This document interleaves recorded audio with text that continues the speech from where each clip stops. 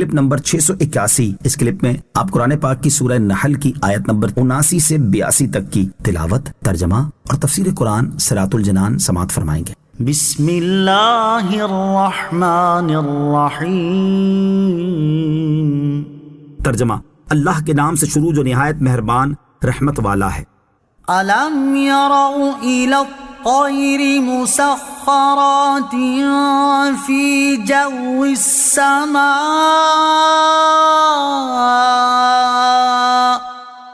ما يمسكهن الا الله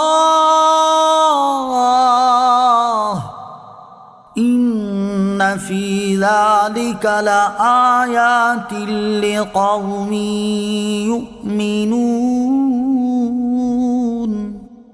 ترجمہ: کیا انہوں نے پرندوں کی طرف نہ دیکھا جو آسمان کی فضا میں اللہ کے حکم کے پابند ہیں؟ انہیں وہاں اللہ کے سوا کوئی نہیں روکتا، بے شک اس میں ایمان والوں کے لیے نشانیاں ہیں۔ الم یروا الی الطیر، کیا انہوں نے پرندوں کی طرف نہ دیکھا؟ اس آیت میں اللہ تعالیٰ نے پرندوں کی پرواز سے اپنی قدرت پر استدلال فرمایا۔ چنانچہ آیت کا خلاصہ یہ ہے کہ کیا لوگوں نے پرندوں کی طرف نہ دیکھا جو آسمان کی فضا میں اللہ عز و جل کے حکم کے پابند ہیں؟ انہیں ہوا میں اللہ عز و جل کے سوا کوئی گرنے سے نہیں روکتا، حالانکہ بھاری جسم اپنی طبیعت کے اعتبار سے گرنا چاہتا ہے، لیکن اللہ تعالیٰ نے اپنی قدرت سے پرندوں میں یہی نظام بنایا ہوا ہے۔ اس میں ایمان والوں کے لیے نشانیاں ہیں کہ اللہ تعالیٰ نے پرندوں کو ایسا پیدا کیا کہ وہ ہوا میں پرواز کر سکتے ہیں اور اپنے بھاری جسم کی طبیعت کے برخلاف ہوا میں ٹھہرے رہتے ہیں، گرتے نہیں، اور ہوا کو ایسا پیدا کیا کہ اس میں ان کی پرواز ممکن ہے۔ ایماندار اس میں غور کر کے قدرت الہی کا اعتراف کرتے ہیں۔ ہوائی جہاز کی پرواز کے ذریعے اللہ تعالیٰ کی قدرت پر استدلال۔ اس آیت میں پرندوں کی پرواز کے ذریعے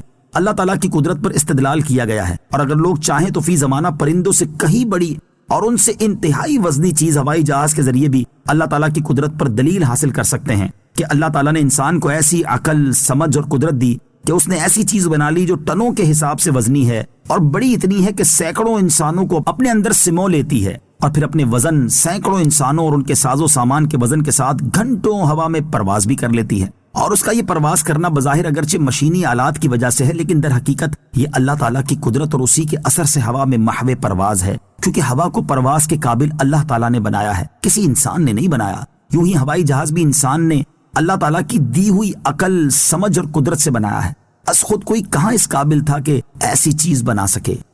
واللہ جعل لکم من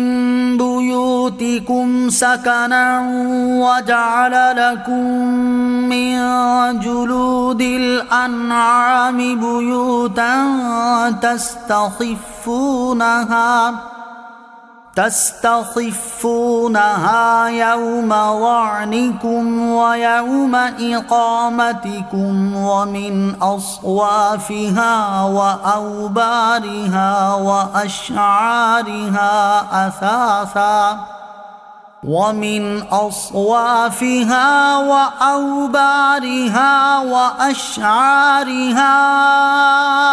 أثاثا ومتاعا إلى حين۔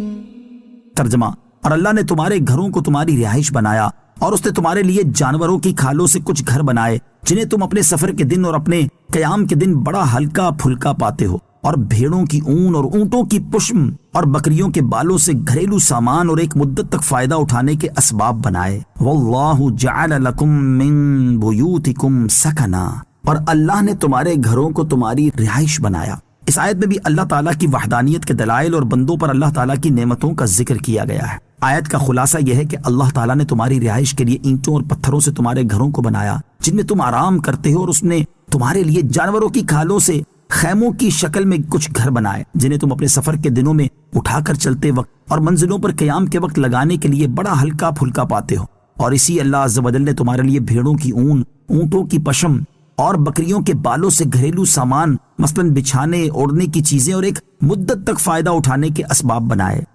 واللہ جعل لکم مما خلق ظلالا وجعل لکم من الجبال اکنانا وجعل لکم سرابیل تقیکم الحر وجعل لكم سرابيل تقيكم الحر وسرابيل تقيكم بأسكم كذلك يتم نعمته عليكم لعلكم تسلمون فَإِن تَوَلَّوْا فَإِنَّمَا عَلَيْكَ الْبَلَاغُ الْمُبِينُ۔ ترجمہ، اور اللہ نے تمہیں اپنی بنائی ہوئی چیزوں سے سائے دیے اور تمہارے لیے پہاڑوں میں چھپنے کی جگہ بنائیں اور تمہارے لیے کچھ پہننے کے لباس بنائے جو تمہیں گرمی سے بچائیں اور کچھ لباس بنائے جو لڑائی کے وقت تمہاری حفاظت کرتے ہیں۔ اللہ اسی طرح تم پر اپنی نعمت پوری کرتا ہے تاکہ تم اسلام لے آؤ، پھر اگر وہ منہ پھیریں تو اے حبیب تم پر صرف صاف صاف تبلیغ کر دینا لازم ہے۔ واللہ جعل لکم مما خلق ظلالا، اور اللہ نے تمہیں اپنی بنائی ہوئی چیزوں سے سائے دیے، یعنی اے لوگو تم پر اللہ تعالیٰ کی یہ نعمتیں بھی ہیں کہ اس نے تمہیں اپنی بنائی ہوئی چیزوں، مکانوں، دیواروں، چھتوں، درختوں اور بادل وغیرہ سے سائے دیے جس میں تم آرام کر کے گرمی کی شدت سے بچتے ہو، اور تمہارے لیے پہاڑوں میں غار وغیرہ چھپنے کی جگہیں بنائیں تاکہ امیر غریب سب ان میں آرام کر سکیں، اور تمہارے پہننے کے لیے کچھ لباس ایسے بنائے جو تمہیں گرمی سردی سے بچاتے ہیں، اور کچھ لباس جیسے زرہ اور بازو بند وغیرہ ایسے بنائے جو لڑائی کے وقت تمہاری حفاظت کرتے ہیں، اور تیر، تلوار، نیزے وغیرہ سے تمہارے بچاؤ کا سامان ہوتے ہیں۔ اے لوگو، جس طرح اللہ تعالیٰ نے تمہارے لیے یہ چیزیں پیدا فرمائی، اسی طرح دنیا میں تمہاری ضروریات کا سامان پیدا فرما کر وہ تم پر اپنی نعمت پوری کرتا ہے تاکہ تم اس کی اطاعت کرو اور اس کی نعمتوں کا اعتراف کر کے اسلام لاؤ اور دین برحق قبول کر لو۔ فَإِن تَوَلَّوْا، پھر اگر وہ منہ پھیریں، یعنی اے حبیب صلی اللہ تعالیٰ علیہ وسلم اگر کفار مکہ آپ پر ایمان لانے اور آپ کی تصدیق کرنے سے اعراض کریں اور اپنے کفر پر ہی جمے رہیں تو آپ غمزدہ نہ ہوں،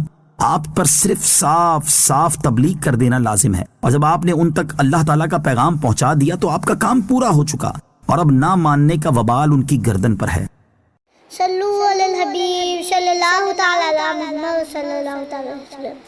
مجھے اپنی اور ساری دنیا کی لوگوں کی اصلاح کی کوشش کرنی ہے انشاءاللہ عز و جل۔